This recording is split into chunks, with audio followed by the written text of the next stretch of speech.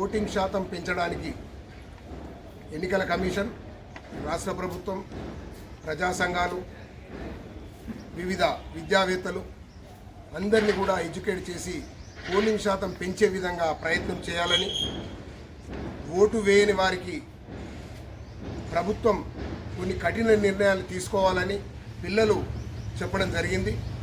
ఈరోజు 40% పోలింగ్లో నలుగురు నిలబడితే ఒక్కొక్కరి 9 ఓట్లు వచ్చి ఆయనకు 13 ఓట్లు వచ్చినోడు ఈరోజు రాజ్యం వెళ్ళడం, 60% మంది ఓట్లు లేకపోవడం, 80% వ్యతిరేకంగా ఉండి 10% ఓట్లతోని గెలవడం ఈరోజు రాజ్యాంగాన్ని రచించడం చాలా బాధాకరం.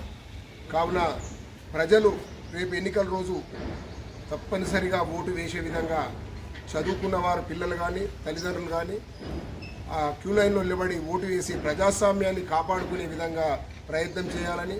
గతంలో చూసాం, కేంద్ర ప్రభుత్వంలో ఒక్క ఓటుతో తేడాతో కేంద్ర ప్రభుత్వం, వాజ్పేయి ప్రభుత్వం పడిపోయింది. ఒక ఓటు విలువ ఎంత అనేది చెప్పలేం, కోట్లు $1 మిలియన్ విలువ. కాబట్టి తప్పనిసరిగా ఓటు వేస్తారని, ప్రజాస్వామ్యాన్ని కాపాడతారని ప్రభుత్వం కఠిన నిర్ణయాలు తీసుకోవాలని తెలియపరుస్తున్నాం. ఓటు వేసినట్లుగా వేలికి ఇంకు గుర్తు ఉంటేనే సినిమా హాల్లోకి అనుమతినివ్వాలి వారం రోజులు. ఓటు వేసినట్లుగా వేలకు ఇంకు గుర్తు ఉంటేనే రేషన్ షాప్లో వారం రోజులు అనుమతి ఇవ్వాలి. ఓటు వేసినట్లుగా వేలిపై ఇంకుడు గుర్తు లేకపోతే ఓటు వేసినట్టుగా వేలిపై ఇంకుడు గుర్తు లేకపోతే ఆర్టీసీ బస్సులోకి, షాపింగ్ మాల్లోకి, సినిమా హాల్లోకి అనుమతి ఇవ్వరాదు.